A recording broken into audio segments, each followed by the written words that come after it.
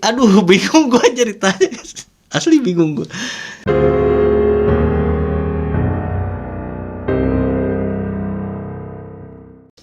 Hello guys, welcome to my channel. Gimana kabar kalian semua? Sehat? Sip, mantap. Kali ini gua mau cerita tentang kasus-kasus yang berbeda ya guys sama yang sebelum-sebelumnya. Gua kan biasanya suka yang serem-serem, yang horor, yang ngagetin segala macem ya. Sekarang gua mau cerita tentang orang-orang yang edan gitu ya. Bisa dibilang edan, kasusnya lucu-lucu soalnya guys. Kita langsung aja yang pertama. Namanya itu Robert Lee Brock. Robert Lee Brock ini tahun 95 dia itu nuntut dirinya sendiri guys. Jadi dirinya sendiri itu dituntut ke hukum gitu. Dan tuntutannya nggak main-main guys. 5 juta dolar. Jadi kasusnya gini guys. Si Robert Lee Brock ini itu seorang narapidana. Dia itu kasusnya adalah pembunuhan dan pencurian. Dia dihukum 23 tahun guys di penjara di Virginia. Tepatnya di kota Chesapeake, Virginia guys. Jadi dia itu kan termasuk narapidana yang sangat taat beribadah selama di dalam penjara itu. Nah, sampai suatu ketika ada temennya itu ngebesuk guys. Temennya itu ngebesuk ke penjara, bawain bingkisan yang isinya minuman keras guys. Jadi diterima sama si Robert ini, dibawa ke selnya nih, diselipin di bajunya sampai dibawa ke selnya. Terus dia minum tuh minuman, mabuk lah dia. Setelah mabuk dia itu jadi apa ya, kalau mabuk brutal gitu ya, jadi ngacak-ngacak penjara guys di dalam selnya itu. Wah, jadi kayak orang mabuk aja gitu.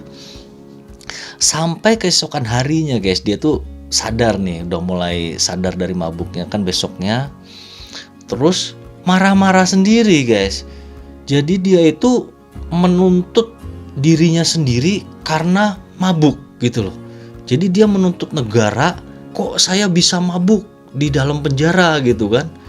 Jadi dia nuntut dirinya sendiri sebesar 5 juta dolar ini guys. Akhirnya pada saat sidang diketawain dong sama si hakim ya, bisa bilang diketawain gitu kan. Karena ya nggak masuk akal aja gitu. Cuman si hakim ada salutnya aja loh. Bisaan lu Robert mau ngakalin negara gitu sih komennya si hakim waktu itu gitu aja.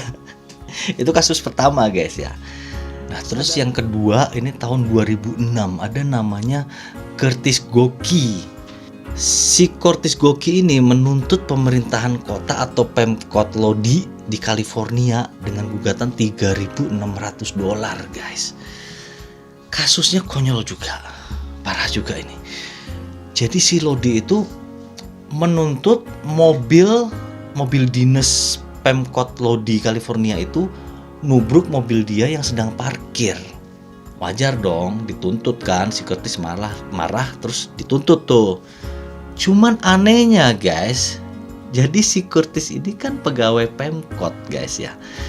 Yang mengemudikan mobil yang nabrak mobilnya itu dia sendiri guys. Jadi dia itu bawa mobil dinas, nabrak mobil dia sendiri yang lagi parkir, terus dituntut karena mobil Pemkot itu nabrak mobil dia, seperti itu. Akhirnya kan tuntutan itu batal secara hukum gitu, karena ya nggak mungkin si Curtis bisa menuntut dirinya sendiri gitu. Tapi dia nggak nyerah guys, si Curtis ini nggak nyerah. Yang maju istrinya, si Rhonda namanya. Si Rhonda ini maju, gua nuntut Curtis dan pemerintah kota Lodi karena nabrak mobil gua. Jadi dia nuntut suaminya sendiri guys, sampai segitunya ya, cari duit tuh sampai segitunya, ya ampun.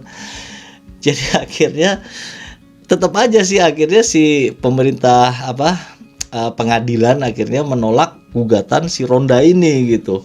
Gak bisa karena suami istri itu dihitungnya satu. Jadi misalnya si Curtis atau si Rhonda nuntut itu sama aja, jadi satu pihak seperti itu. Jadi makanya batal hukum juga. Amazing banget ya pemikiran orang-orang ini. Aduh, kagak ngerti gue guys. Ada lagi nih namanya Oreste Lodi guys. Oreste Lodi ini juga antik ceritanya ini. Oreste Lodi ini orang California. Jadi ceritanya ini aduh ampun.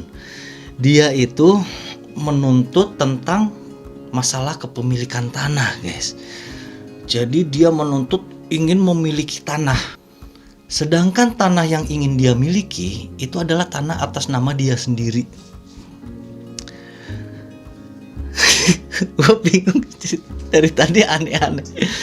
Atas nama dia sendiri itu tanah, guys. Jadi dia nuntut dirinya sendiri gitu loh. Ditolak dong, lagi-lagi kan sama pengadilan ditolak. Gak bisa satu orang itu nuntut dirinya sendiri sekaligus pihak yang dituntut dalam satu orang, gak bisa gitu.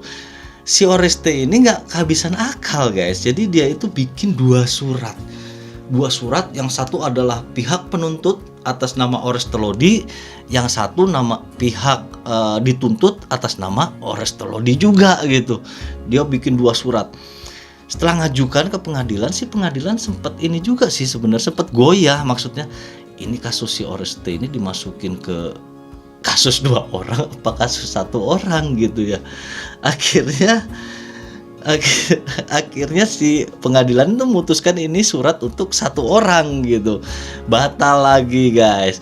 Jadi gak jelas juga kenapa si Oreste ini sampai melakukan hal tersebut. Tapi rupanya setelah diselidiki, orang itu mengira bahwa ini terkait dengan masalah pajak tanah, guys. Pajak tanah ya masuk akal juga sih, kalau soal pajak orang pengen menghindari pajak seperti itu ya masuk akal juga sih. Tapi konyolnya itu aduh ampun. Selanjutnya ada kasus Larry Ruthman namanya. Ceritanya itu, guys ya, pada tahun 96 ada namanya si Larry Ruthman ini. Dia itu menuntut dirinya sendiri karena seseorang telah melukai kepalanya, guys. Jadi ceritanya gini. Si Larry Ruthman ini lagi main bumerang. Tahu kan bumerang ya? Bumerang itu kalau dilemparin tuh kan suka balik ke pemiliknya lagi kan? Nah, waktu dilemparin itu bumerang balik kena kepalanya, guys. Udah kena kepalanya. Terus si Larry ini terus mau menuntut, guys, tapi yang dituntut itu tadinya itu yang mau dituntut bumerangnya. Jadi alat bumerangnya itu tadinya mau dituntut. Cuman setelah berkonsultasi dengan pengacaranya, akhirnya pengacaranya itu bilang, jangan bumerangnya yang dituntut. Kamu harusnya menuntut dirimu sendiri karena kamu telah melukai dirimu sendiri. Jadi yang gila ini siapa ya? Gue udah sampai sini bingung juga, pengacaranya atau si Larry gitu yang gila ini. Akhirnya bener-bener diajukan ke pengadilan kasus itu, guys. Tahu nggak hebatnya ini beda nih. Si Larry menang, guys. Jadi si Larry itu menang, gugatannya menang, bahwa si Larry satunya bersalah karena telah melemparkan bumerang yang mengakibatkan luka orang lain. Dan luka orang lain itu sendiri ya si Larry itu sendiri gitu loh. Hebatnya si Larry ini menang gitu. Akhirnya si Larry ini membayar ganti rugi. Cuman kebetulan ganti ruginya itu bukan dia sendiri karena asuransi yang nge-cover gitu, seperti itu. Aduh, belum apa-apa udah capek gue ngebacanya, guys. Ini ada lagi nih yang konyol lagi nih. Kasus terakhir ini ada namanya Barbara Bagley, guys. Dia itu sama, dia menuntut dirinya sendiri gitu. Jadi pada tahun 2011 ceritanya si Barbara ini menyetir mobil sama suaminya, guys ya.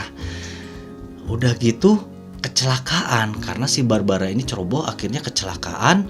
Dua-duanya mental keluar dari mobil. Begitu mental keluar dari mobil, dirawat nih, ditolong terus dirawat di rumah sakit. Si Barbara selamat, guys. Nah, 10 hari setelah dirawat, suami Barbara tidak tertolong. Suami Barbara meninggal, guys. Si Barbara ini kemudian menuntut ke pihak asuransi. Jadi tuntutan klaim dari Barbara ini ditolak oleh pihak asuransi karena menganggap Barbara telah ceroboh dalam menyetir mobil. Jadi itu intinya kesalahan dia sendiri gitu. Meskipun begitu, si pihak asuransi masih mau membiayai pemakamannya suaminya. Cuman untuk asuransi jiwa dan biaya rumah sakit, asuransi tidak mau menanggung. Akhirnya si Barbara nggak terima, guys.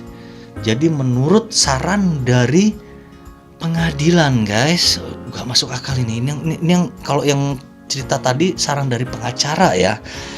Kalau ini saran dari pengadilan. Jadi si pengadilan ini menyarankan Barbara untuk menuntut dirinya sendiri, guys, agar asuransinya keluar. Akhirnya si Barbara ngikutin nih saran dari pengadilan. Dia sebagai pihak penuntut menuntut dirinya sendiri sebagai pihak yang telah ceroboh menyetir mobil. Lucunya itu dianggap serius kasus ini, guys, dianggap serius gitu. Si Barbara yang menuntut diwakili punya pengacaranya sendiri. Nah, pihak Barbara yang dituntut itu pengacaranya dari pihak asuransi, guys. Jadi kan kalau si Barbara penuntut ini menang, asuransi kan harus bayar gitu loh. Harus bayar gede juga ini. Yang lucunya itu pada saat sidang. Kan jadi si penuntut ini harus bisa membuktikan kesalahan dari yang dituntut gitu loh. Jadi otomatis si Barbara ini harus membuktikan, mempraktekkan keteledoran yang dilakukan oleh Barbara yang dituntut. Jadi kebayang gak? Jadi dia yang nuntut, tapi dia harus mempraktekkan. Aduh, bingung gue ceritanya. Asli bingung gue. Jadi dia bilang, oh itu dia itu ceroboh, dia ceroboh nyupirnya hingga mengakibatkan suami saya meninggal gitu ya. Terus dia, saya tidak ceroboh seperti itu ya, kebayang. Aduh, bingung. Cuman sampai saat ini memang mungkin tertutup ya, pengadilan tertutup kali ini karena putusan dari pengadilan ini sampai sekarang ini nggak ketahuan gitu, guys. Siapa yang menang itu nggak tersebar di publik gitu. Mungkin karena dari pengadilan malu juga ya, mungkin mereka yang nyaranin buat nuntut gitu kan, jadi aneh, takut diketawain sebenarnya. Bisa jadi ya seperti itu. Aduh, gimana menurut kalian, guys? Ini cerita nomor 1 sampai nomor 5 ini mana yang paling edan ini? Gelap semua ini, agak masuk akal. Tapi ini kisah nyata loh, guys ya. Jangan salah, ini kisah nyata, bukan fiksi, ini beneran, guys. Ada ya orang-orang seperti itu. Mungkin segitu dulu lah cerita dari saya. Ya, semoga kalian terhibur aja. Terima kasih atas perhatiannya, guys. Oke, kalau lu suka silahkan like, subscribe, share sebanyak-banyaknya. Terima kasih and see you.